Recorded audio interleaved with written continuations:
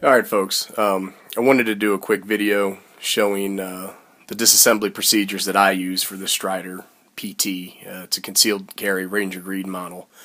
And I've had it for, I'd like to say, about 6 months now. And I actually did a video when I first got it, and in it I gave it a positive preview. It wasn't quite a review because I didn't have it that long.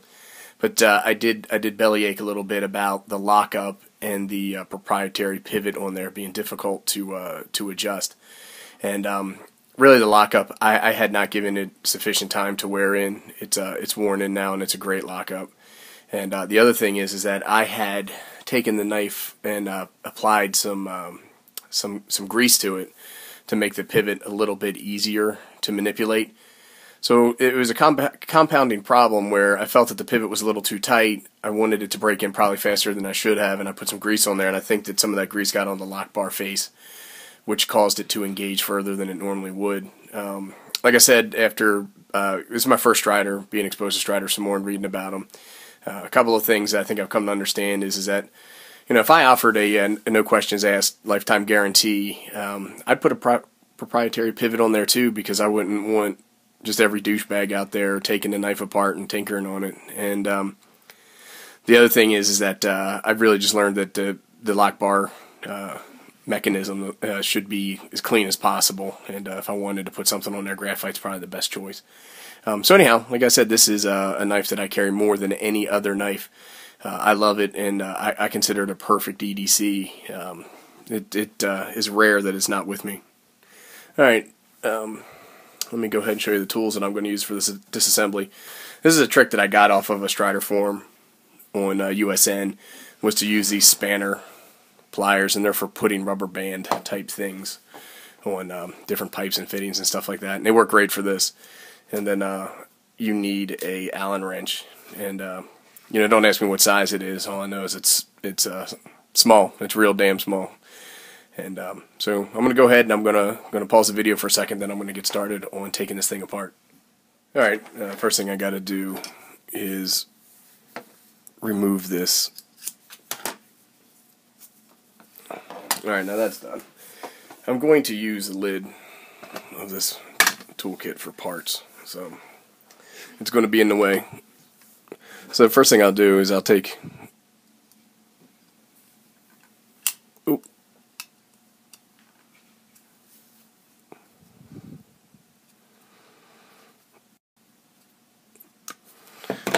So you can see it's actually pretty easy to unscrew that pivot.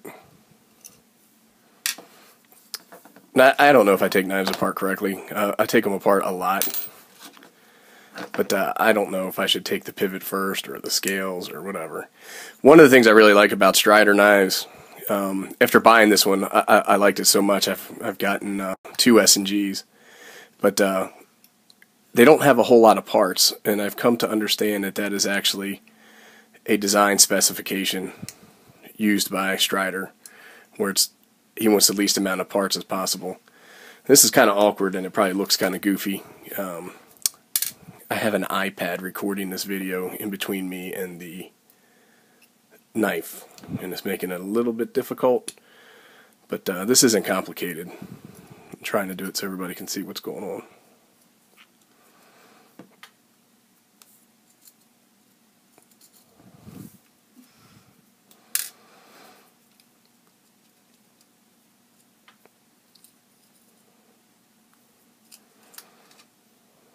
Okay, that was easy enough, right?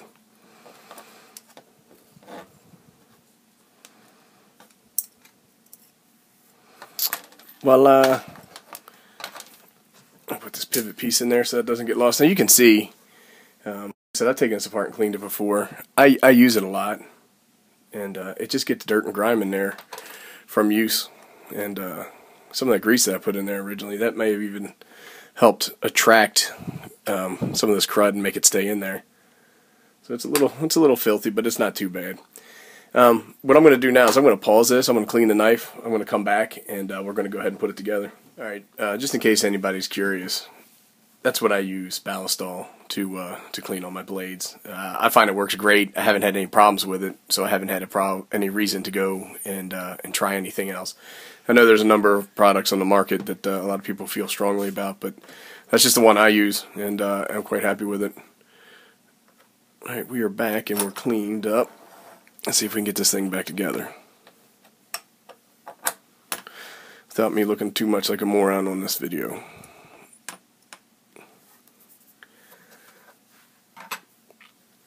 Alright, now I need to put these back in.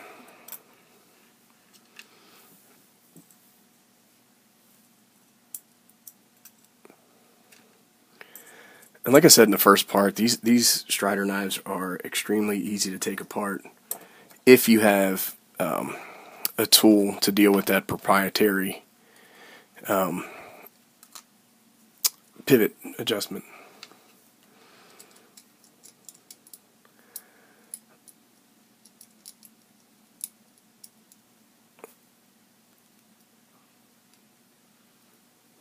I'm just putting this on finger tight now just to help hold everything together. I'll do some adjustments later.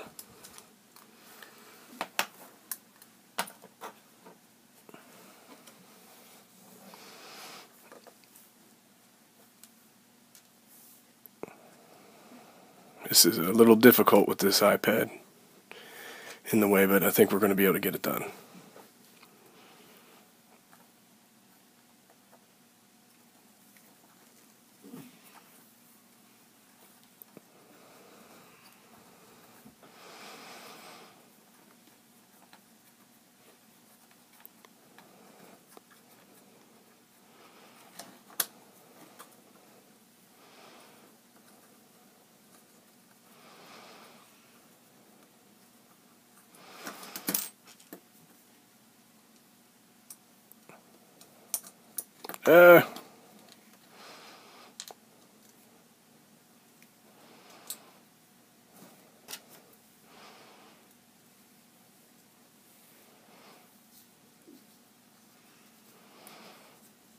Alright guys, this is boring. I'm going to come back after I get these screws in. Alright, and we're back. It was a pain in the ass, and then the phone was ringing. So, got all these screws back in, and as you can see, let's see if we can get it straight in front of the camera. The blade is centered. It's actually off just a little bit. I got to spend some time adjusting this pivot with the spanner pliers to get the balance just right, where it's, you know, I feel comfortable with the deployment, and the centering's correct, and the D10 is also adjusted the way that I like it.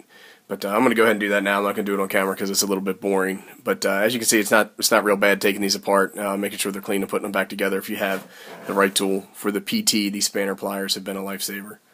That's it. Thanks, guys.